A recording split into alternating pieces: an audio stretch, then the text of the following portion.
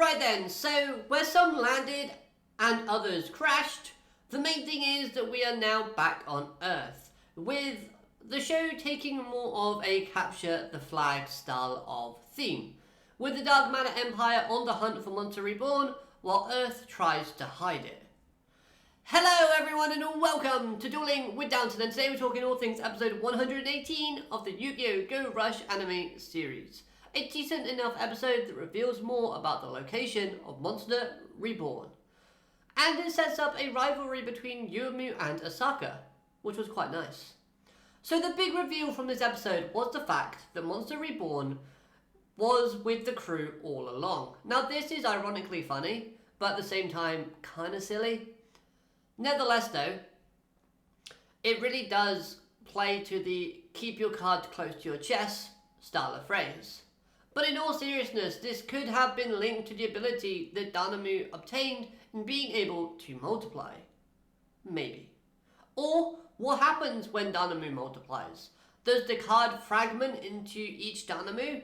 Or does it randomly get swapped between the Danamus, so that even if they capture one, it may not be the right Danamu that has the card inside of him, it might be a different one. This would be quite a nice little gimmick that they could kind of play around with in terms of sort of like the capture the flag type of moment. Like they might think that they've got Danamu because they've trapped him, they reach into his chest and it's empty. It ends up being like another one or two of them that has it. Now the only thing that discredits this kind of plan from Asaka is the fact that Danamu is very easily manipulative. Yugioh could somewhat track him down and then request to use Danamu to use their sort of fusion into a monster ability that he's used in Season 1 and in other duels. Yugioh could lure him out with the sort of temptation of food, but this does leave us with the intrigue as to where Danamu flew off in the first place. As we see in the end of this episode, Danamu went to a certain location thanks to the phrase all you can eat udon. Now my first guess as to where he's gone would be MIK, because we did see a hint of them in this episode when the ship was coming back down to Earth, and they have characters like Ran and Phaser protecting them, which again, Phaser can turn into a dragon, so that's pretty useful. Or it could be Rovian's sort of underground bandit area that it could kind of gone off to, as again, there is like a ramen shop in that area, which all you can eat, eh? Now, this does help to give Asaka some credit as her planning and preparation skills. Maybe she did get help from those magical hats and they foretold / warned her of a looming threat that is coming to Earth, and this kind of made her take more action and care when it came to the Monster Reborn card. But at the same time, I do like this sort of strategy from Asaka, as it's a little bit more creative than, say, just hiding it in a vault somewhere and just waiting for someone to potentially pick it up. The trick to lure them out to that abandoned looking Mutsuma building was probably to see what her enemies were like. To Asaka, her enemies aren't new. Even Yuhi is a question mark in her mind, because Yuhi could be feeding them information about the plans of Earth, because Yuhi, remember, did arrive with the Dark Matter Empire, who now seemingly is this threat, and of course is a Odo twin. So Asaka is still probably a little bit hesitant to fully trust Yuhi. So she probably did lead them to a fake location, thus giving them fake information about the chest, to see if anyone would appear. This would tell her if maybe Yuhi was wired. Plus, we see an open tile within the ceiling.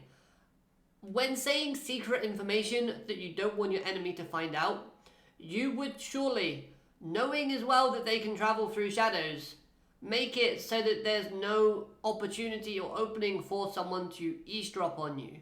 So this sort of seemed intentional from Asaka.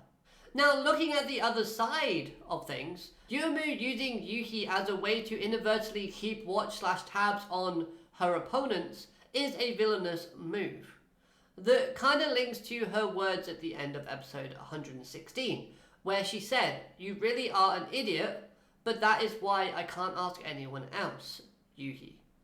Sorry." However, now that Asaka has played her hand, I want to see how Yuumu will react. What will her next move be? Because we're having this sort of rivalry created between Yuumu and Asaka to where it's kind of like a game of chess or cat and mouse, where one makes a move, the other has to respond, and how they respond is going to be crucial. And I want to see if it's going to be a very smart tactical decision that Yuumu makes, or is it going to be more of a, we're just going to throw everything out there and see how it goes. Hopefully, it's the first one, because then it will add more credit to her villainous streak. Because honestly, I really like seeing how Yuumu figured out that Danami was the key to Monster Reborn's location, after closely observing Asaka's behaviour and aneurysms. This calls back to her analysing and her observation skills that we know are very good thanks to what we saw in the Fisher Sky introduction episode, plus other examples throughout the series.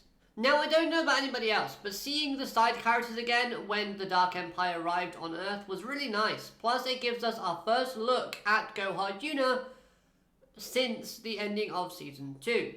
And she looks really angry. So this does excite me for what's to come in the future regarding her character.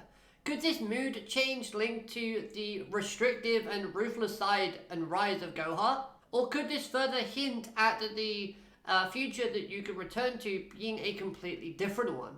That idea is less likely, but nevertheless though, I do want to see an interaction between Yuna and Yuumu, because this has to happen moving forward, because the two are so intricately connected to Yuga, and at the same time technically Otis with the Gohan name. Another character that still is shrouded in mystery is Emma-chan, aka the girl with the purple hair. We know next to nothing about her except that she assisted in giving Zion the furniture-changing evil gear. So one would presume that she is on Kawaido's side. But I don't think that's the case. I still personally think that she is possessed by Otis's Earthdemar, but it's again interesting to see her in this episode. Plus, at the same time, it means that someone had gone back, Zion has gone to her and changed her back to normal, because I'm pretty sure at one stage we saw her as a piece of furniture.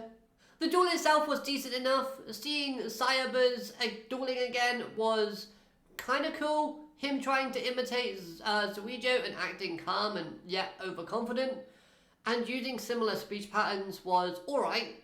I liked his combos in the duel, but ultimately, I want to see the Darkmen soldiers winning more duels. Okay, he was facing Yugioh, so the likelihood of him winning was pretty much zero, because Yugioh is the main character, but if they get the chest, and it's a fake, why not let them win against somebody else, give them more credit, but then obviously have the kind of switcheroo at the end, where they're like, oh man, we got tricked, darn. Yuumu could then have figured out the real target is Danamu, and that would have still given us the same result. On the note of the Darkmen though, I really did like the save by CPT, where she covered the ears of Sayaba to block out the Apak's nobleness. So now the crew think that that ability doesn't work on the Darkmen. So it's going to kind of open up and make them more creative in trying to get the Darkmen to repel away from them, which would be quite cool to see how they come up with an idea for that. Yugioh winning again, which at this point you would want him to gain more wins and more momentum, but I will admit this new monster that he adds to his deck and this Transamu support was really cool, and I love his new fusion monster, Transamu Assault Rainic, is a freaking ninja with a decent ability and combos well with the other support that we see his deck obtain within this episode. So yeah, more of that card please. So overall, this was a decent episode that helped move the plot slowly forward. We did get a nice little interaction with Yuki and Yugioh in them talking and trying to help Yuumu, but we'll have to see where that goes moving forward. Apart from that though, let's roll on to the next episode, and hopefully you've enjoyed this review. If you have, hit that like button, comment your thoughts, subscribe for more things Yu-Gi-Oh related, and have a great day. Alligator matane, goodbye.